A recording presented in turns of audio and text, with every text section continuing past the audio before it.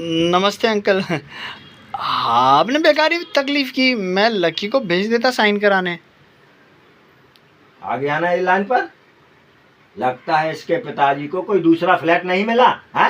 वो फ्लैट नहीं ढूंढ रहे थे, बस टाइम पास कर रहे थे, घूम रहे थे। हाँ, हम तो ऐसे ही भूल से। क्या भूल से? इसके मुंह में दांत नहीं है क्या? है, ये नहीं बोल सकता क्या? हम कह रहे हैं आपका फ्लैट ही बढ़िया है, हमको भूल हो गई हमसे। हाँ, ला दे पैसे। और सुन, ये क्या कर रहा है, ये कौन से शब्द बोल रहा है, ये तू मुझे बता। समझा ना?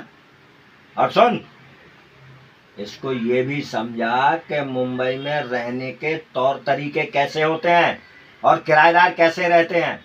समझा इसको? राम दुए तिवारी चौबे पाए।